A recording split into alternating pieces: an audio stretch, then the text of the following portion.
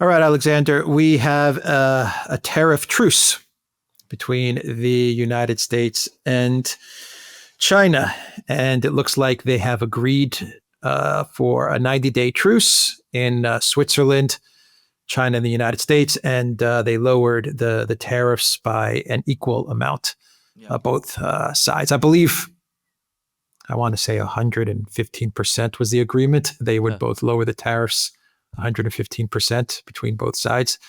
I will look for that number. In the meantime, what are your thoughts on this truce? And we'll talk a bit more about relations between the United States and China. And also, to wrap up the video, I would like your thoughts on the trade deal between the US and the UK as well. I think that'll be a good way to end this video, since we're talking about tariffs and tariff deals. So your thoughts on the tariff truce, and I will get that number for you. Well, indeed. A very interesting meeting took place in Switzerland at an undisclosed location. They wanted to keep the media well away, despite some attempts in the US media to argue otherwise. It's absolutely clear that it was the US that sought the deal. I don't think there's any doubt about that. I think the information on this is very clear. Both Reuters and the Chinese government have confirmed this. The tariffs, as we've discussed in programs, were completely unsustainable. The utterly essential economic trade relationship between China and the United States had come completely to a stop. What we had seen was no longer a protectionist economic policy, but rather an economic war and blockade being waged primarily by the United States against China, but China engaging in its own retaliation. And I think that this was certainly creating some problems for China, though I ought to say that, contrary to what many people assume, China's external trade, its exports, actually grew in April. They didn't fall because China was able to find other markets to compensate for losses in the American market. But undoubtedly, nonetheless, it would have caused problems for China. I mean, the fact that they might have expanded their exports overall doesn't mean that there weren't certain items for which America was the main market and which they weren't able to sell. So the Chinese are having serious problems. But there's a significant body of evidence that the administration was being warned by the big retailers in the United States that if this continued for very, very much longer, there would be problems in the United States as well. Shops the shelves and the shops would start to empty, and that this needed to be brought back under control. So I think what's happened is that the United States made the first move. It contacted China. It said, look, we're prepared to bring down the tariffs. If you're prepared to bring down the tariffs, there was a meeting. The meeting took place. There's been agreements, apparently, on bringing down the tariffs. You'll find out perhaps how much that they've agreed to bring them down to. And then the serious negotiations between China and the United States can begin. I think we are going to move definitely and conclusively towards a protectionist economic policy on the part of the United States, but we're no longer going to have an economic war between the United States and China. I've made it fairly clear. My own belief was that that was a misconceived idea. It is contrary to the views that the protectionists in the 19th century in the United States always enunciated. They always said that this kind of policy, retaliatory tariffs and all of that, was a huge mistake. I think the United States is going to move to a policy of protectionism. I think China will accept it. I think the Chinese are diversifying their economy in all kinds of ways, their trading relationships. Xi Jinping was in Moscow. He had a very good set of meetings with the Russians. He brought a massive economic delegation with him. They did all kinds of deals. It looks as if they've agreed that Power of Siberia 2 will begin work on it will begin in 2027. So we're back to what we saw at the start of Trump's first term, a gradual economic divorce rather than an economic war. That is my assessment of where we are today. Right. As part of the agreement, the U.S. will lower tariffs on Chinese goods to 30% from 145%, and China will reduce duties on U.S. imports to 10% from 125% to 150%. They agreed on the same amount. I imagine you're going to have a 90-day truce in which you're going to have both sides now working together to finalize an agreement. I mean, it's going to take time. It's going to take put all of this together. So basically what they said is very quickly, they said, you do 115%, I'll do 115%. And now we have 90 days. Maybe they'll extend that. Now we have some breathing room to finalize this divorce. We're never going to go back to 145 and 125% tariffs. I mean, that made no sense. It was particularly bad for the United States because, as I said, goods were running out. It's not great for China either. 30% tariffs on Chinese goods is it's a high set of tariffs. Probably that is going to be brought down as well over time. But I mean, we've put the economic war behind us, and we're back now to discussing an economic divorce and an end to this economic war, and a protectionist policy in the United States. We return, in other words, to reason. The whole issue was seized upon by some people, and I'm going to say this, in the United States, who have very, very visceral attitudes towards China. The whole thing got completely out of control. Now, as I said, it's been stabilized, and hopefully we'll be back to a proper negotiation moving forward. I think Besant is one of the people that's very hostile. Oh, absolutely. To China. Yeah. Besant. The other guy, Lutnick. Lutnick, absolutely. All of them. They're all very hostile. They're all hostile to China. But as I said, the whole thing ran out of control. They did not expect China to retaliate by lifting its own tariffs and cutting off rare earths in the way that it did. And as I said, that was an unsustainable position. And I think the United States realized it had to reverse it, and they've acted very quickly, and that's what they've done. And I also think that their plan, they calculated that they would be able to sign a whole bunch of deals with other countries, and that would work in their favor. And it didn't happen like that. They were thinking, okay, we're going to go hard against China, but at the same time, we're going to sign deals with India, with South Korea, with Japan. At the end of the day, they ended up getting a deal with the UK because that's pretty much the only country that was willing to sign a quick deal. Every other country was saying, no, we're not going to be pressed to do this. It's going to take time to put together a trade deal. So they turned to the UK. At the same time, China was engaging in very active diplomacy. Xi Jinping was going around the world essentially, and he was meeting with world leaders and positioning China to diversify and to also expand its business.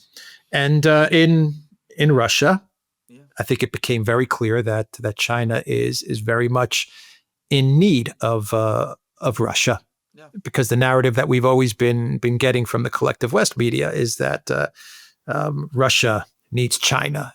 Russia is the junior partner to China. I think now the way the world is shaken out, China needs Russia just as much as Russia needs China. Absolutely. I mean, in one respect, it's important to stress China has a population 10 times bigger than Russia's. Its economy is much, much bigger. It has a very, very much bigger industrial base. And in some fields, but not all of them, it has a more advanced technological base. I mean, it's well ahead of Russia, for example, in chips. So the Russians do have a program with a plan to develop an advanced chips industry. And it may be that in, say, 5 years' time, that could change. But, China is the bigger economy by far. Having said that, China is not a self-sufficient economy, which Russia is. This is a fundamental point that people struggle perhaps to understand. Russia can trade with other countries on its own terms because it produces its own food, it produces its own energy, it produces the whole range of manufactured goods, from civil aircraft to chips to steel to furniture to wood products. And for that reason, the Russians are in a much stronger position ultimately to withstand trade shocks. I mean, if they're isolated, they can still get by. I'm not saying that they want to be isolated or that it would be good for them, but they can still get by. China cannot. China has to import. It has got quite a lot of raw materials, but it is very short of others. It needs to import food. It needs to import energy. It needs to import certain strategic minerals. And of course, who is the biggest exporter of all of those things? It is Russia. So it is a much more evenly balanced relationship than many people understand. It is also a strategic relationship. Now, here you need to go back into history, which is, of course, something that when it comes to Chinese history, people often don't appreciate. But if you go through Chinese history, political and military crises in China usually begin in the north. It's China faces invasions from the north, from the Mongols, the Tartars, the various other people of the steppe lands. What changed all of that was when the Russian Empire basically gained control of all of these territories.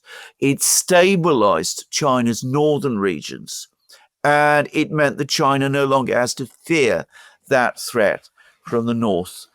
And of course, there was a brief period in the 60s and 70s when that changed. And there was a very difficult relationship between the Soviet Union and China at that time. And China had to maintain enormous armed forces in northern China to counter the Soviets.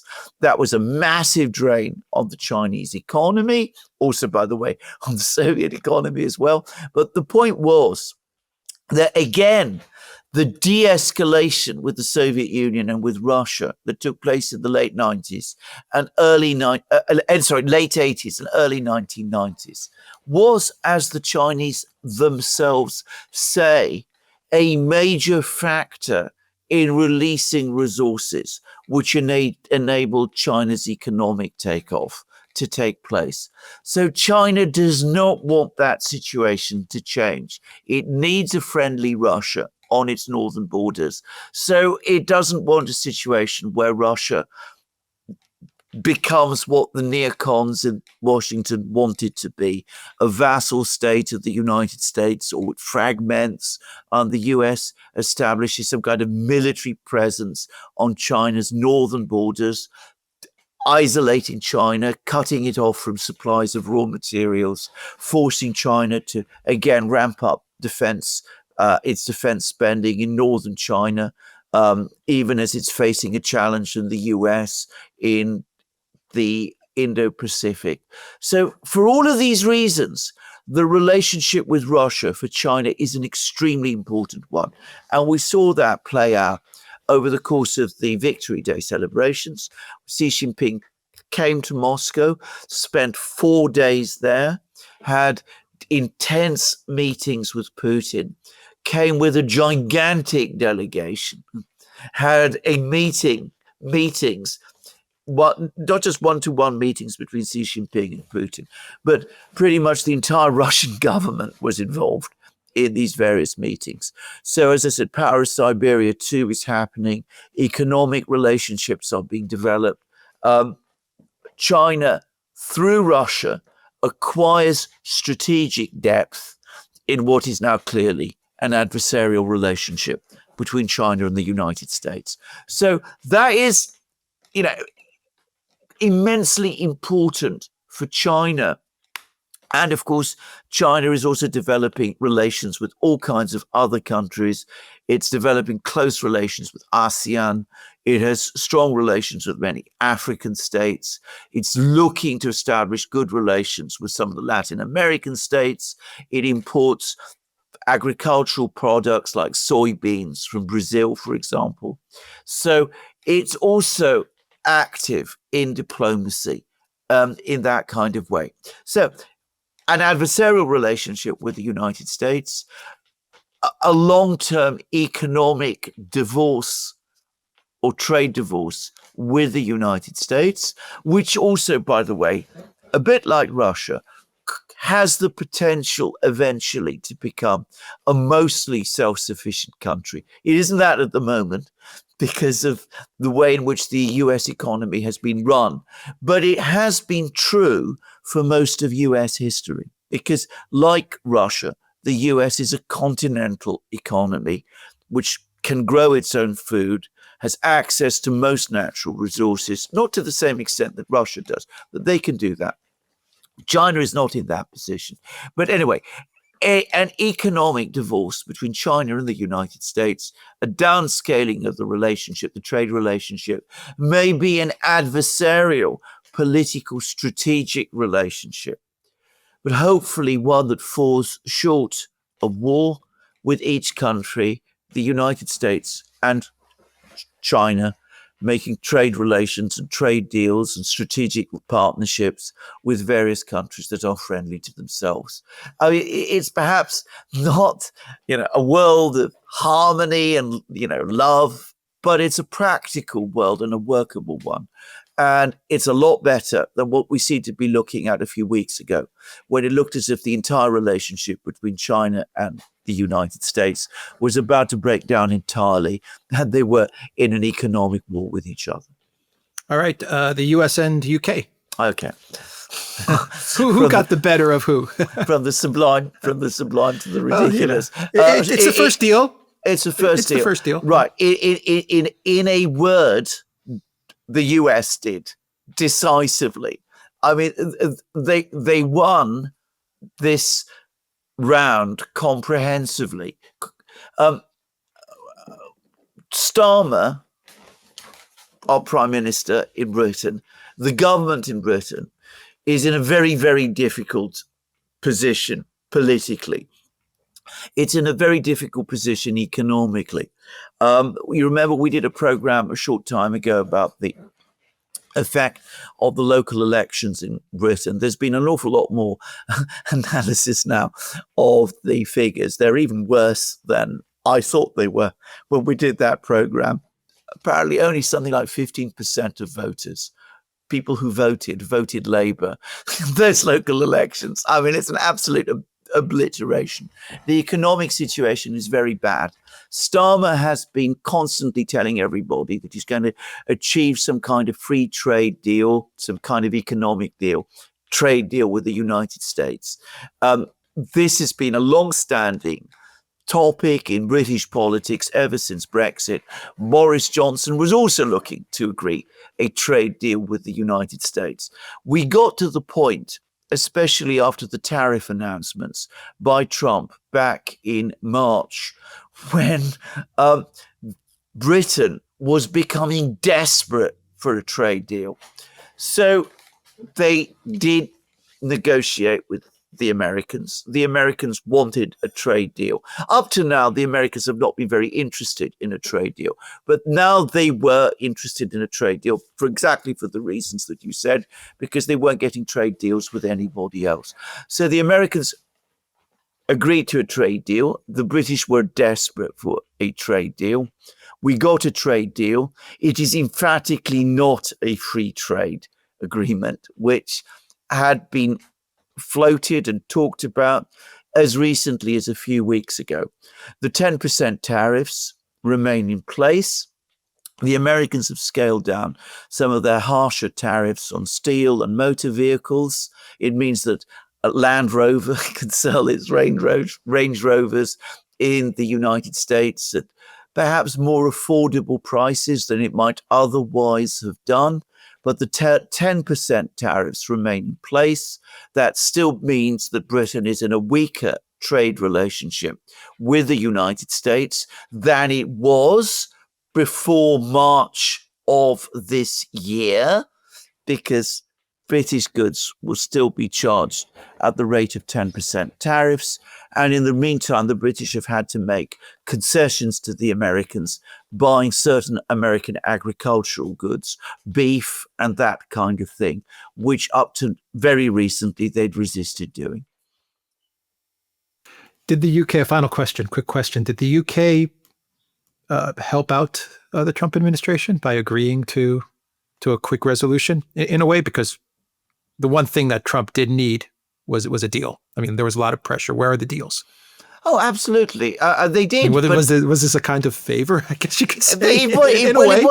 It wasn't a favor, because the British government itself desperately needed a deal. Right, I mean, they were more desperate for a deal than the Americans the US, were. okay.